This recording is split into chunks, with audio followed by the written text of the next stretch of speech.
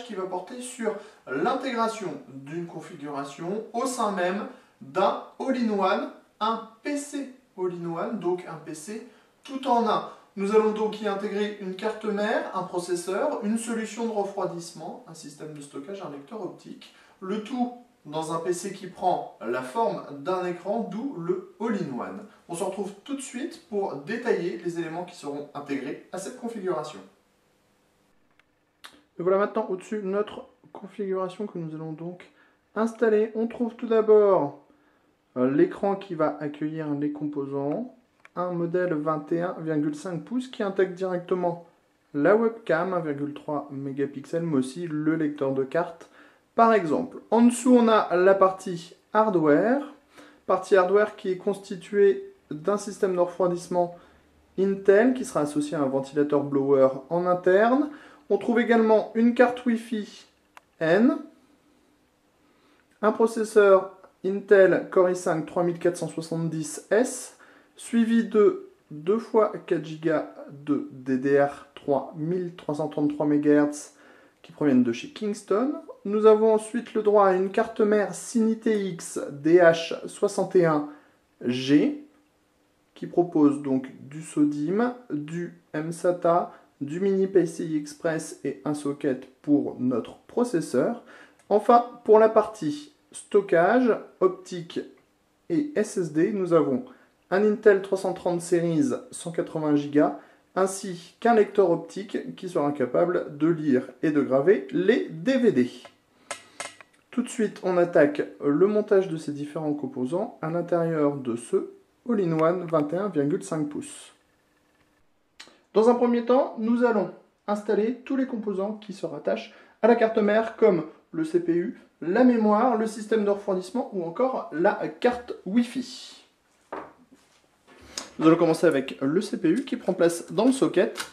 On relève le loquet tout simplement, on prend le CPU, on fait attention aux ergots d'installation, on place le CPU, on referme le capot et on réactionne le loquet pour bloquer le processeur. Au niveau de la mémoire, ce n'est pas plus compliqué. Nous avons également des détrompeurs qui permettent de ne pas se tromper. On en fiche les barrettes dans les slots, on pousse et le blocage est automatique.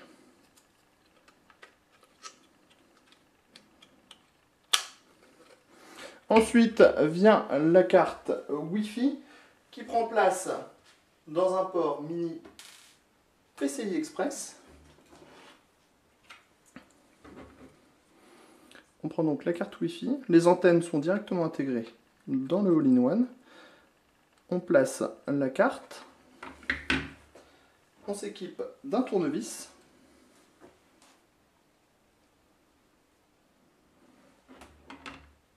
et on vient fixer la carte Wi-Fi à l'aide de 2 petites vis.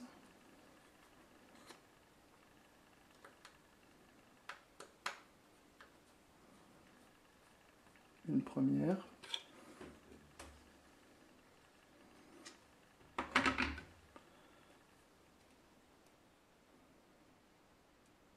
Et une seconde.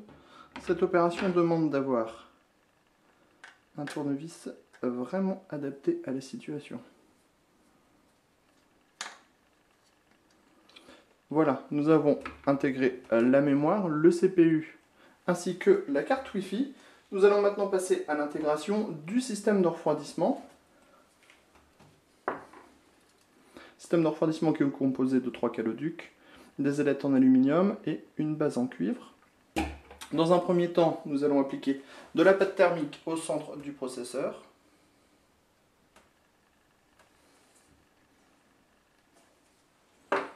Et nous allons placer au-dessus du socket le système de refroidissement, la backplate étant déjà en place à l'avance.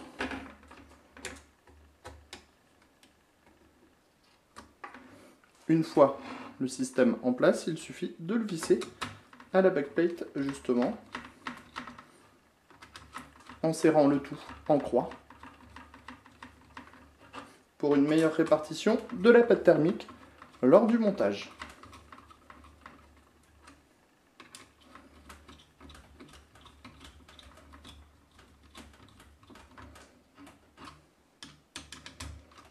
Le serrage est automatique puisqu'on a une butée qui permet de ne pas trop serrer l'ensemble. Une fois tous ces composants mis en place sur la carte mère, nous allons passer au montage de cet ensemble du lecteur optique et du SSD dans le All-in-One. Pour pouvoir intégrer les différents composants de l'All-in-One, il faut tout d'abord se séparer de la coque supérieure qui cache le châssis. Un châssis qui, vous allez voir, est déjà pré-câblé de base, ce qui facilite grandement la tâche.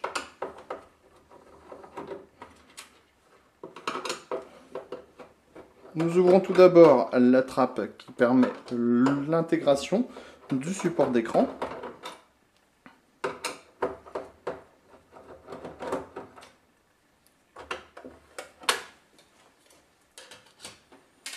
Ensuite, nous allons défaire les quelques vis qui maintiennent le cache tout autour de l'écran.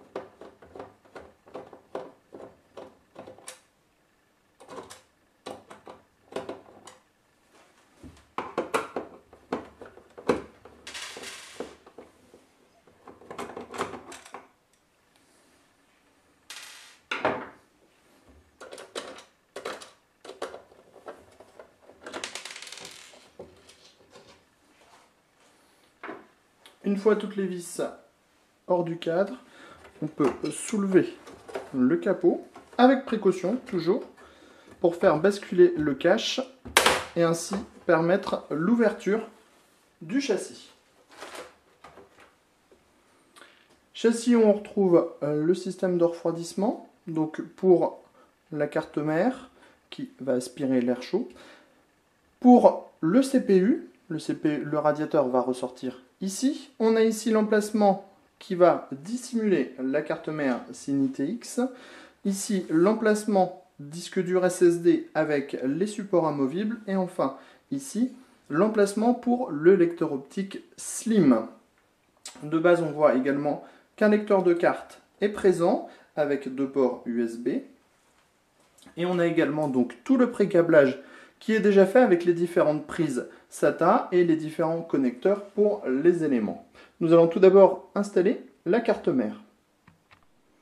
L'installation de la carte mère est sûrement l'étape qui demande le plus de temps car il y a également tous les câblages à faire, par exemple pour l'écran, le Wi-Fi, le lecteur de carte, les ports USB ou encore les prises SATA pour par exemple le SSD ou encore le lecteur optique. Dans un premier temps, nous allons libérer l'espace dédié à la carte mère.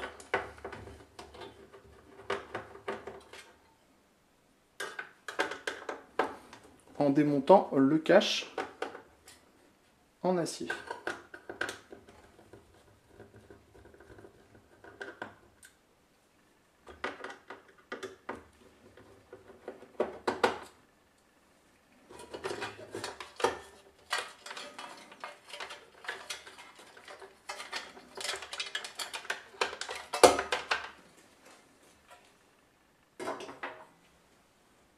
Une fois ce cache hors du boîtier, nous allons pouvoir commencer à pré-câbler la carte mère et visser cette dernière sur le plateau. Allez, on commence avec la carte mère et le câblage. Tous les câbles disposent de détrompeurs, ce qui permettra de ne pas se tromper justement au niveau du câblage. On va commencer avec le LVDS qui est donc pour l'affichage. On a différents câbles après pour le lecteur de carte, l'USB. Tous les câbles vont à des endroits spécifiques, ce qui évitera de se tromper lors du montage. Nous avons ici le petit câble audio. Ensuite, nous allons passer aux antennes Wi-Fi.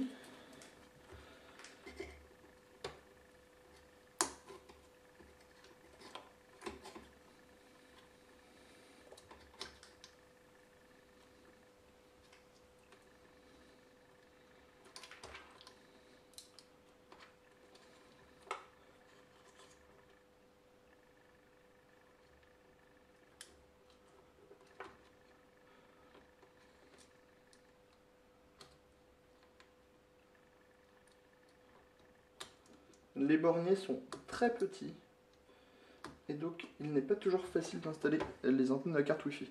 Une fois cette première partie des câbles passée, on va pouvoir s'intéresser à la seconde partie du câblage qui va donc se passer sur le côté gauche. Tout d'abord, on place la carte mère, on la met en place. On organise bien les câbles dans la goulotte spécifique. Et la petite sortie, voilà, comme ceci.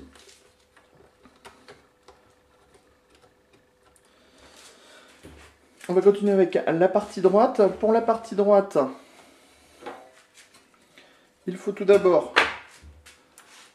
intégrer les câbles qui sortent de ce passage à la carte mère. Il y en a 3. Un pour le power on, pour le reset, pour l'USB, pour l'alimentation du ventilateur. Une fois ces câbles en place, il faut récupérer notre cache, donc qui intègre aussi les ports pour la carte mère. On récupère notre plaque et on passe une partie des câbles par ce passage. Comme ceci, tout simplement.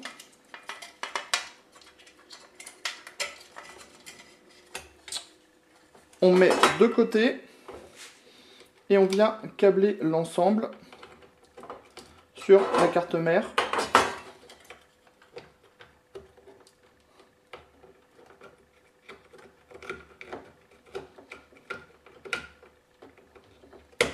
Comme ceci. Et enfin, on termine avec la prise fan.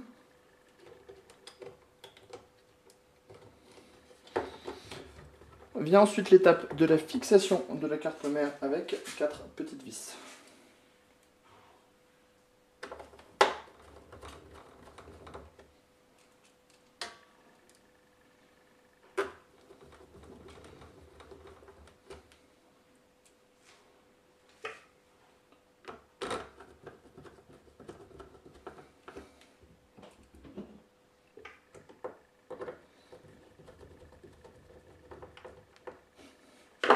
Reste ensuite à replacer le cache en vérifiant bien qu'aucun câble ne gêne.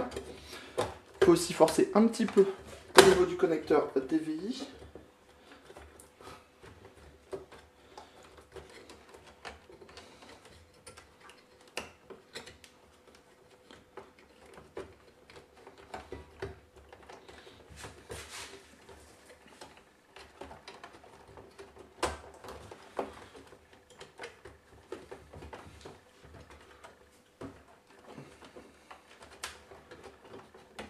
Il faut veiller à ce qu'aucun connecteur se chevauche, autrement cela bloquera l'installation du cache. Ensuite, on s'équipe de quelques petites vis.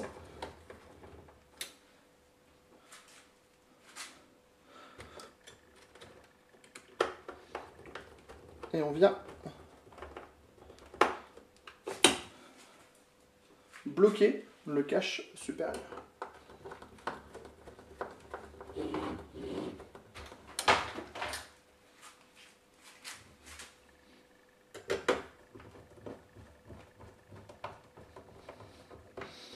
Une fois que cette carte mère est en place, on peut s'attaquer au SSD et au lecteur optique. Nous voilà maintenant dans une autre partie du All-in-One, celle où l'on trouve le SSD avec ses supports, mais aussi le lecteur optique Slim. Nous allons dans un premier temps nous occuper du lecteur optique Slim qui nécessite l'installation d'un support spécifique qui se trouve à l'intérieur du All-in-One. et que nous allons donc installer à l'arrière du lecteur optique via deux petites vis.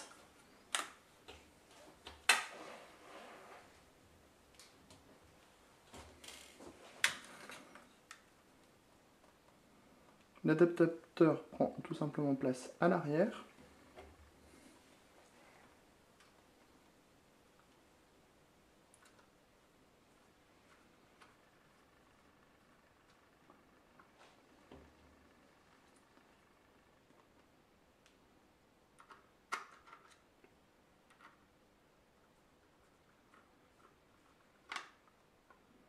Une fois les deux vis en place, on glisse le lecteur dans la baie.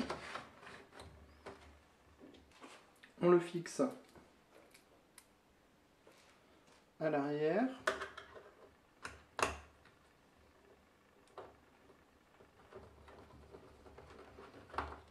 Et on y branche la prise SATA pour les données et l'alimentation.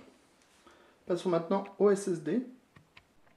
Là aussi, il faut tout d'abord démonter des supports spécifiques.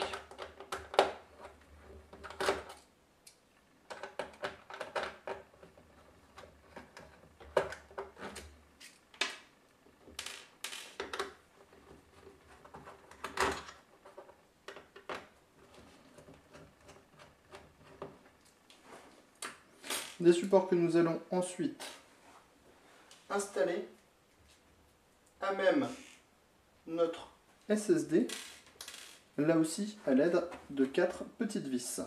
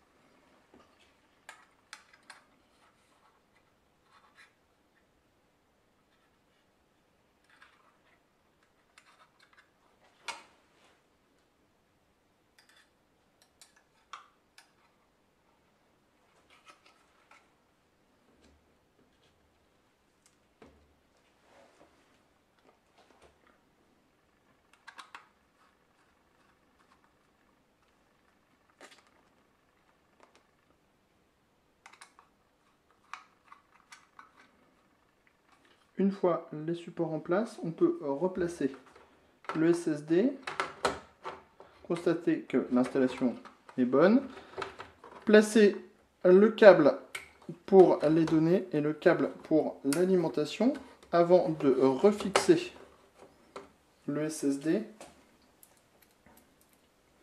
dans le I/O avec les supports.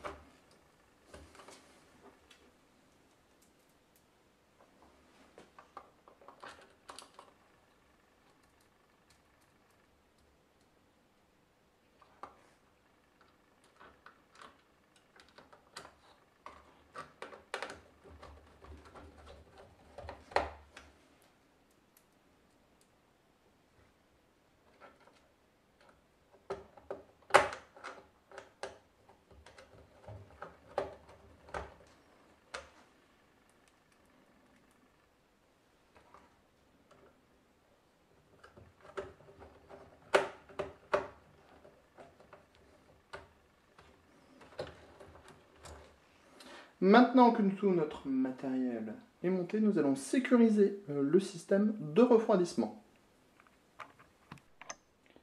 Pour sécuriser le système de refroidissement, nous avons une plaque spécifique qui est fournie avec le radiateur. Plaque qui prend place au milieu des heat pipes et qui vient caler le radiateur sur le fond du all-in-one, permettant aussi de mettre ce radiateur bien en face du ventilateur qui va extraire l'air chaud du CPU en envoyant cet air à l'extérieur via cette écope.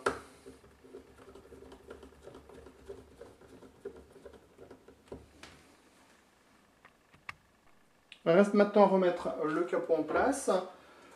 Il faut faire preuve de sagesse à ce niveau-là, puisque nous avons maintenant une grosse partie des ports de la carte mère et du AIO qui sont présents, ce qui n'aide pas forcément dans la réintégration de cette coque.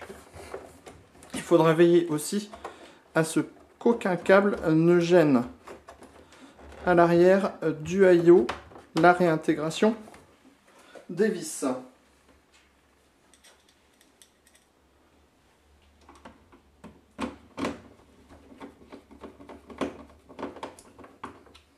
Une fois les vérifications faites, on peut refixer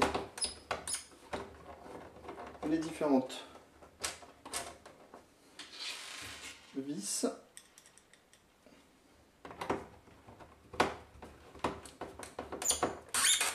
tout autour du all-in-one.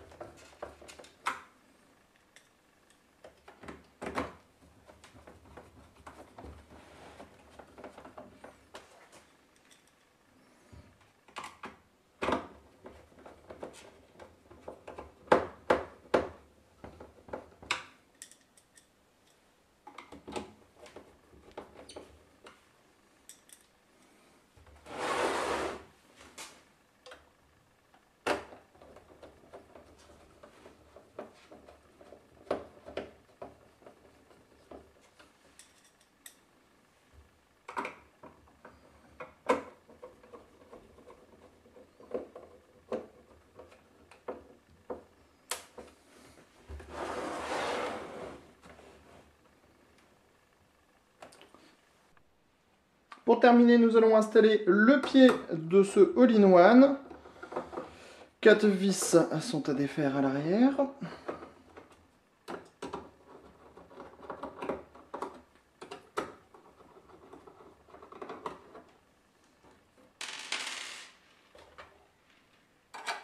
On prend ensuite le pied que l'on va fixer directement dans le châssis du AIO.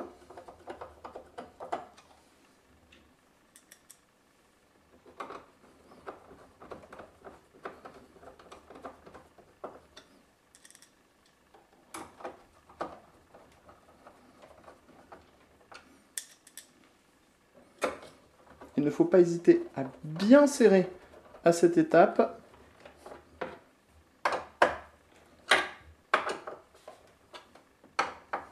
Pour que le pied ne se défasse pas. Ensuite, on reprend la petite plaque de fixation qui va permettre une finition impeccable à l'arrière du pied.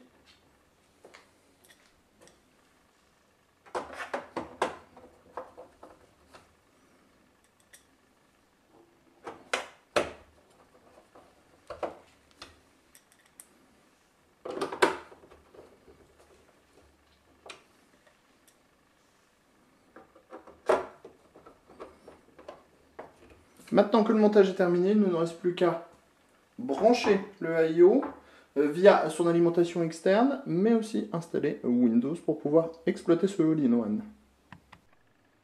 Nous arrivons au terme de notre montage.